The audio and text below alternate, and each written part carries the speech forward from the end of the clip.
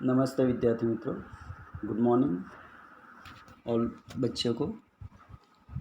नारायणलाला school में मैं videos के माध्यम से पटेल रतिलाल सर जी आपका हार्दिक स्वागत करते हैं और वीडियोस के माध्यम से आपको ऑनलाइन एजुकेशन देने का प्रयास कर रहा हूं। सब्जेक्ट हिंदी स्टैंडर्ड 7 और चैप्टर नंबर 1 चित्र के संग संग यानी चित्रपाठ, जो हमारा टेक्स्ट बुक में पहला ही लेसन है, जो उसके बारे में मैं आपको समझाने का प्रयास करता हूं। तो देखते हैं चित्र के संग संग चित्रपाठ। देखो बच्चों, आपके पास टेक्स्ट बुक भी होगी, टेक्स्ट बुक नहीं होगी, फिर भी उन वीडियोस के माध्यम से चित्र के संग संग चित्रपाठ में जो चित्र आपको मैं बता रहा हूँ, चित्र देख रहे हो, तो उन चित्रों में ध्यान से 1 मिनट के लिए चित्र का अवलोकन करने का है और उसके बारे में मैं कितने प्रश्नोत्तर ही आपको पूछने वाला हूँ। तो सबसे पहले सभी बच्चों उन वीडियोस के माध्यम से 1 मिनट के लिए चित्रों का बराबर अवलोकन करो और उसके बारे में मैं प्रश्नोत्तर ही पूछने वाला हूँ। देखो बच्चों, नेक्स्ट पेज पे चित्र का अवलोकन करके प्रश्नों के उत्तर दीजिए, ऐसी नोटिस दी है, सूचनाएं मिली हैं। तो सबसे पहले हमने 1 मिनट के लिए चित्र का बराबर अवलोकन कर लिए हैं। तो पहला प्रश्न ये है कि पहले चित्र में कौन कौन सी क्रियाएं हो रही है, ऐसा क्वेश्चन टेक्स्ट बुक में पहला क्वेश्चन है। तो देखते हैं उसका आंसर भी हम देख लेते हैं वीडियोस के माध्यम से और चित्र के माध्यम से। तो पहले चित्र में जो अलग अलग प्रकार की क्रियाएं हो रही हैं, तो गुब्बारा बेचने वाले गुब्बारा बेचने के लिए जा रहे हैं।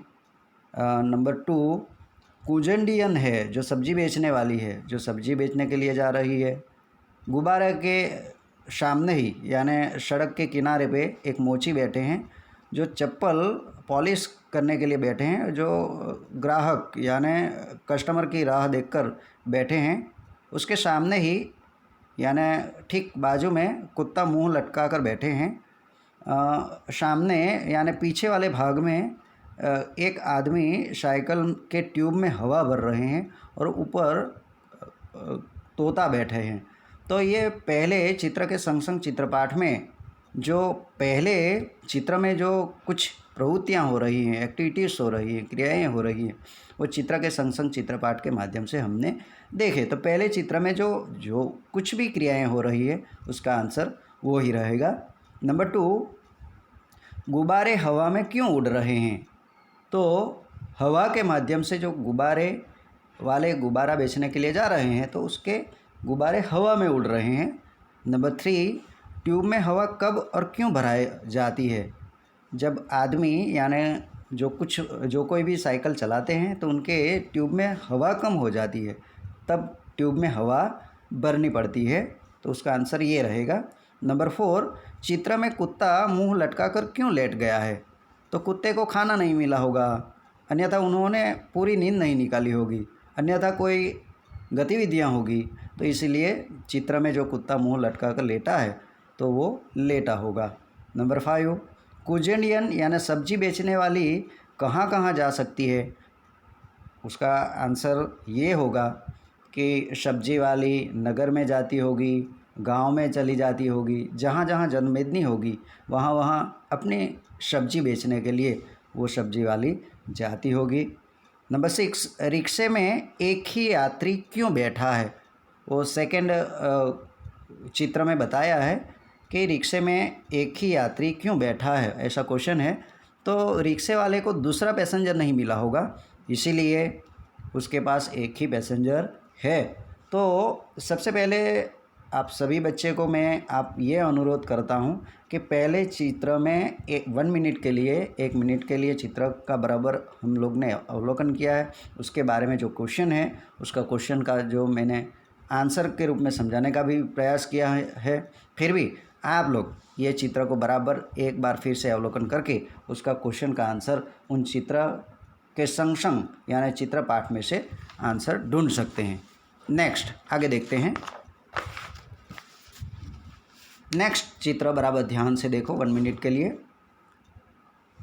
और 1 मिनट के लिए वो चित्र को बराबर ध्यान से देखकर उसका अवलोकन करो।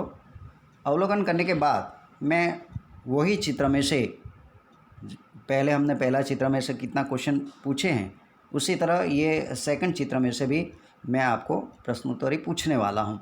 तो बराबर ध्यान से 1 मिनट के लिए यही चित्र में बराबर ध्यान से अवलोकन करो।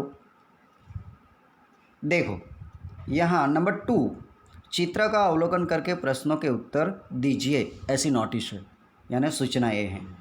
तो नंबर 2 का चित्र बराबर हमने ध्यान से देखे हैं, अवलोकन किए हैं। सभी बच्चों को मेरा ये अनुरोध है, आप भी अपनी टेक्स्ट बुक में, अन्यथा उन वीडियोस के माध्यम से जहाँ जो चित्र आप देख रहे हैं उन चित्रों में आप लोग ने बराबर अवलोकन किए होंगे। तो पहला क्वेश्चन ये है कि टायर फटने पर क्या क्या हुआ। तो देखो, सबसे पहले चित्र में एक आदमी ट्यूब में हवा भर रहे थे, तो वो ही टायर फट गया है। तो टायर फटने से मोची रास्ते से दूर बाहर फेंका गया, यानी गिर गए। कुत्ता जो मुंह लटका कर बैठे थे वो भी टायर फटने का आवाज़ से वो भी भागने लगा। गुब्बारे वाले जो गुब्बारा बेच रहे थे उसकी आवाज़ से, टायर फटने की आवाज़ से वो भी डर के माध्यम से भागा। और सब्जी वाली यानी कुजेंडियन जो सब्जी बेच रही थी, वो सब्जी वाली भी, उनकी सारी सब्जियां गिर गई और वो भी भागने लगी। तोता भी भागने लगा। तो ये टायर फटने पर जो गतिविधियां हुई है वो गतिविधियां उन चित्र के माध्यम से हम देखते हैं। नंबर 2, टायर के अलावा फटने वाली चीज़ें का नाम बताइए।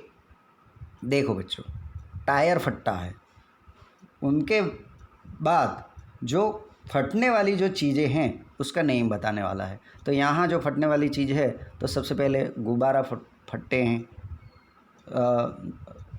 वो पहला ट्यूब में जो ज़्यादा हवा भरा जाते हैं तो टायर फटते हैं, ट्यूब फटती हैं। और वहाँ ही चित्र में जो गुब्बारा बताया है तो वो गुब्बारा भी फट सकते हैं। ऐसी कितनी चीज़ हैं, उनकी बराबर यादी तैयार करने की है। नंबर 3, रिक्शे वाला बाइक से क्यों टकराया। देखो, चित्र में बराबर हमने ध्यान से अवलोकन किए हैं।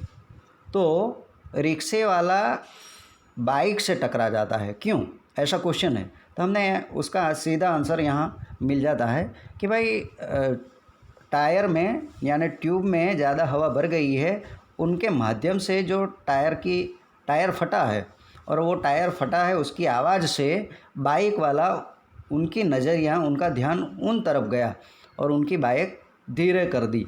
और रिक्शे वाले पूरी स्पीड में यानी पूरी झड़प से वो आ रहे थे और वो बाइक से टकरा जाता है।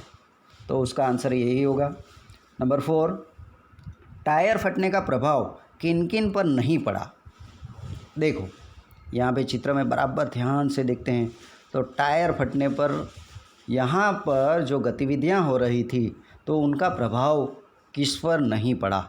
तो जो ईश्वरीय देन है, पौधे हैं, वृक्ष हैं, बड़े बड़े इमारतें हैं, उन पर टायर फटने का प्रभाव नहीं पड़ा, क्योंकि वो सब निर्जीव है। और जो सजीव है उसके पास, सभी के पास वो टायर फटने का जो प्रभाव है वो पड़ा है। और लास्ट में, मोची क्यों रास्ता पर आ गया। तो मोची टायर फटने से, उनकी आवाज़ से, डर से वो रास्ते पे आ गया। तो यहाँ उन चित्र के माध्यम से हमने बराबर पहले तो चित्र का अवलोकन किया, वहाँ पे 5 क्वेश्चन दिए थे, उन 5 क्वेश्चन का आंसर भी हमने विवरण किया है। तो उन विवरणों के माध्यम से हम देखते हैं कि जो कोई भी प्रतिक्रियाएं हो रही हैं, गतिविधियां हो रही है, उन चित्र के माध्यम से हमने देखे। आगे देखते हैं, वहाँ उन पेज में 5 क्वेश्चन है। और नंबर 3, टायर फटा घटना के संदर्भ में आपने चर्चा की। आप भी ऐसी किसी आंखें देखी घटना के बारे में बताएं। दोस्तों, ऑल बच्चों को मैं आपको विनती करता हूं कि ऐसी जो आपके लाइफ में, जीवन में जो कोई घटना घटित होगी, घटना देखी होगी, आंखें देखी, तो उसका विवरण करने का है, उसके बारे में लिखने का है। अन्यथा क्लासरूम में आप बता सकते हैं। तो ज़रूर ऐसी कोई घटनाएं हैं तो आपको याद रखनी चाहिए और सर को बताने का है। नेक्स्ट आगे देखते हैं। पूरा चित्र के संग संग चित्रपाठ हमने 2 चित्र के माध्यम से हमने देखा, समझा और समझाने का प्रयास भी मैंने किया था। उसके बाद उसका जो होमवर्क मिलता है, गृह कार्य, उसको स्वाध्याय कहते हैं। तो स्वाध्याय भी मैं आपको उन वीडियोस के माध्यम से आप सभी बच्चे को दे सकता हूँ। तो आप घर पे बैठे बैठे ज़रूर आपका टाइम निकल कर वो स्वाध्याय तैयार करने का है। तो स्वाध्याय में देखो, नंबर 1, चित्र देखकर प्रश्नों के उत्तर लिखिए, ऐसे नोटिस पहला लिखने का है। उसके बाद रबर से बनी हुई चीज़ों का नाम लिखिए, रबर से बनने वाली चीज़ों का नेम लिखने का है। टेक्स्ट बुक में उसका आंसर मिलता है तो उनमें से लिखने का है। आपके मन में यानी माइंड में जो कुछ भी रबर से बनी हुई चीज़ आ जाए तो उसका नेम भी लिख देने का है, तो उसका आंसर लिखने का है। नंबर 2, टायर फटने से पहले क्या हो रहा था, टायर फटने के पहले की घटना ये वहाँ पे विवरण करने का है यानी लिखने का है।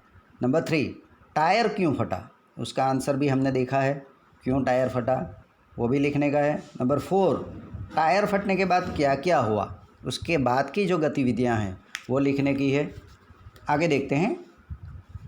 सेकंड नोटिस, निम्नलिखित परिच्छेद को पढ़कर उसका सुलेखन कीजिए। अच्छी हैंडराइटिंग से उसका सुलेखन करने का है, फिर से वही पैराग्राफ्स अच्छी हैंडराइटिंग से लिखने का है। और नंबर 3, चित्र को देखकर दोनों में क्या क्या अंतर है वो ढूंढकर क्लासरूम में आपको बताने का है।